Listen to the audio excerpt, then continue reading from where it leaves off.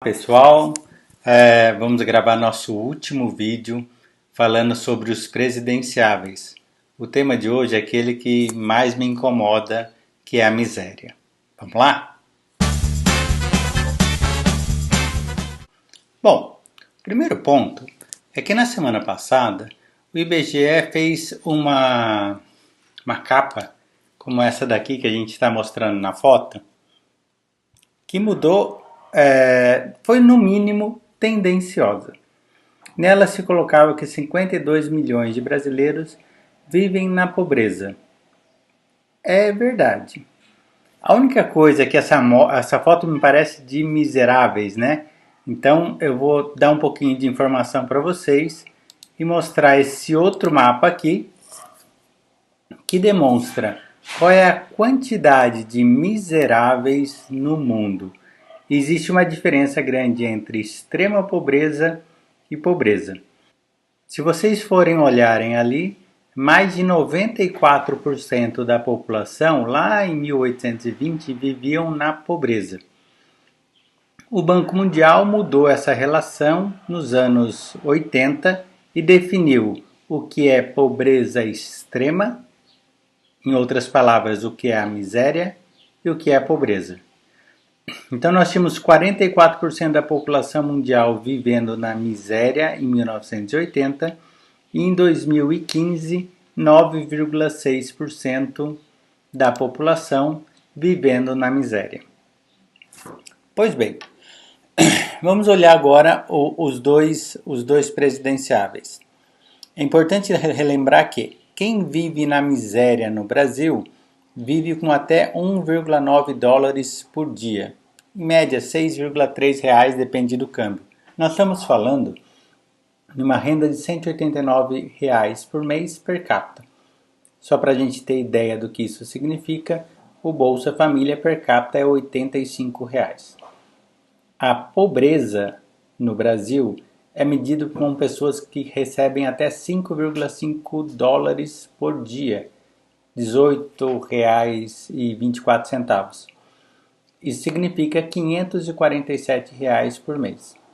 Se eu tenho uma mãe que tem um filho que não trabalha e ela recebe salário mínimo, ela está na pobreza, porque o salário mínimo está menos de R$ 1.000, dividido por 2, eles vão receber menos de R$ 500 reais por mês por pessoa. Tudo bem?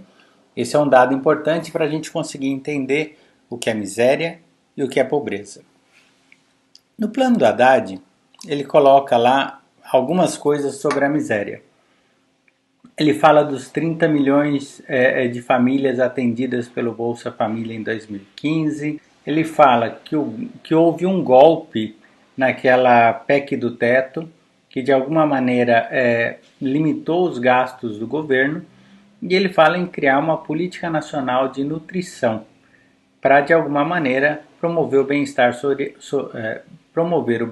social e implantaria uma soberania alimentar. Bolsonaro, ele não trabalha essa questão da miséria.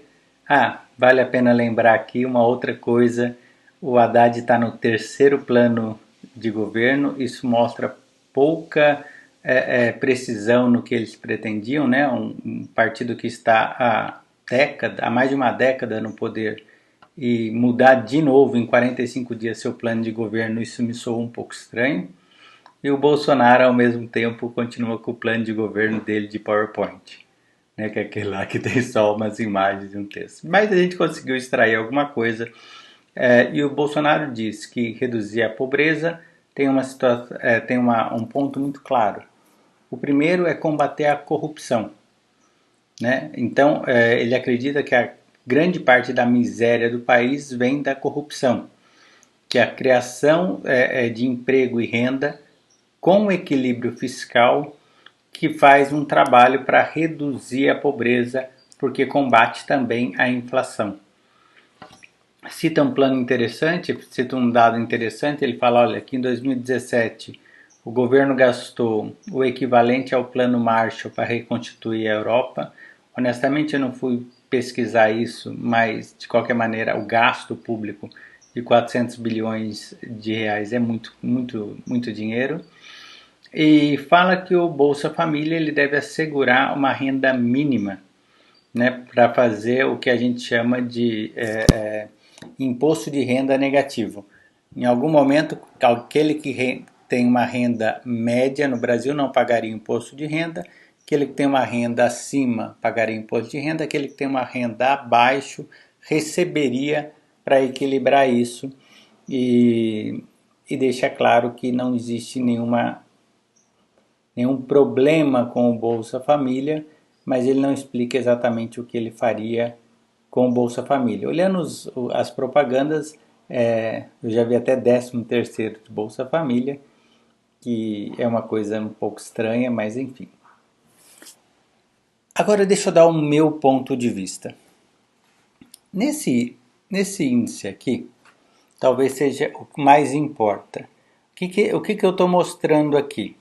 O percentual de miseráveis no Brasil, usando a mesma metodologia que o Banco Mundial, e nos anos 2000 nós tínhamos perto de 23% de miseráveis no Brasil.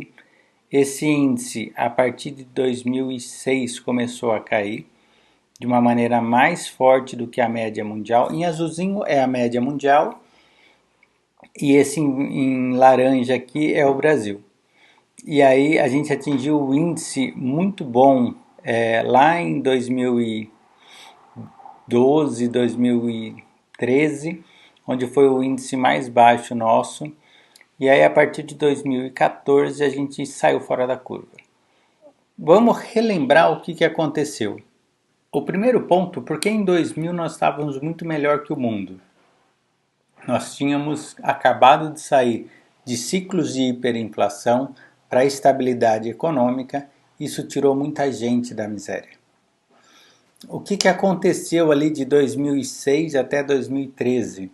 Nós tivemos a intensificação de planos de ajuda contra a miséria, né? É lógico que o Bolsa Família é o mais visto, mas a gente tem uma série deles.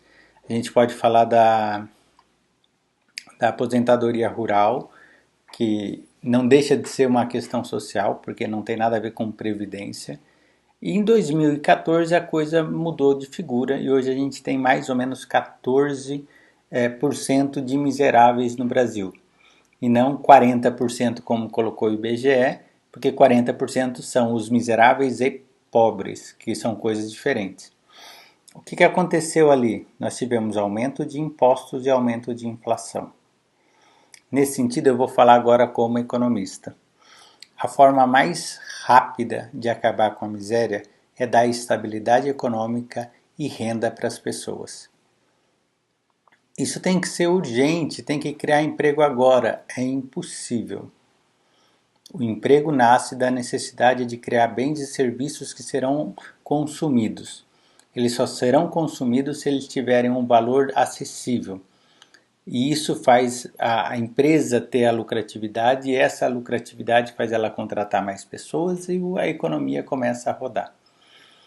Se eu acabar com o limite de tetos e começar a gastar mais, eu vou criar mais inflação. Criando mais inflação, eu vou criar mais miseráveis. Né? Esse é o ponto. Não, eu não estou aqui dizendo que é A ou B, eu estou dizendo assim, é matemático. Não existe nenhuma forma de combater a inflação se o governo não fizer a parte dele. O governo já tem um orçamento completamente comprometido. Se ele começar a gastar mais do que ele arrecada, mais do que ele já faz, nós vamos voltar a ter inflação. Isso vai aumentar o número de miseráveis, como aconteceu em 2015 e 2016. A única forma é o equilíbrio fiscal e isso deve ser realmente perseguido. O problema do Brasil, aí eu tenho que concordar, muito provavelmente é a corrupção. Esse país tem uma corrupção endêmica em todos os níveis, em todas as áreas, de uma maneira absurda. Se a gente não começar a combater isso, a gente não vai ter futuro. Nesse caso, eu concordo, assim como no plano de educação eu concordava muito mais com o que o Haddad falava, para combater a miséria, eu concordo muito mais com o Bolsonaro. Eu vou terminar aqui dizendo o que eu penso sobre a miséria. Eu falo isso sempre, algumas pessoas brigam comigo, falam que às vezes eu sou muito duro. Mas entenda o que é miséria. A natureza se equilibra pela miséria, né? Quando eu não consigo, quando uma leoa tem mais de 3 filhotes, ela sabe que um vai morrer de fome, porque a cadeia alimentar não sustentaria isso. Por isso, os leões têm poucos filhotes. Pelo mesmo motivo que as tartarugas têm centenas de dezenas de filhotes. Em outras palavras, a natureza se equilibra pela fome. No ser humano, nós estamos dizendo que o que a gente chama de miséria é a fome. Aquela pessoa que usa todo o seu dinheiro e que não consegue almoçar e jantar todos os dias, ela entra ao nível da miséria. Ela entra na fome. Esse país só tem 14% de miseráveis porque nós sempre fomos governados por animais. Me envergonha ser um ser humano que vive num país que tem 14 milhões de miseráveis. Precisamos combater isso e mudar essa história. Vai deixar um pouquinho mais leve, mas essa é a minha opinião. Nós vamos, a partir pós-eleição, começar a trabalhar em um canal nos estudos que eu faço da nossa região para acabar com a pobreza e com a miséria e fazer o Oeste Paulista se desenvolver. Então, boa eleição para todos, eu espero ter sido útil de alguma forma e a partir daí a gente vai começar a trabalhar em pontos mais regionais, em cidades aqui na região, para a gente não ser a segunda região mais pobre do estado. Independente de tudo, muito obrigado por tudo e a gente se vê daqui a algumas semanas. Um abraço!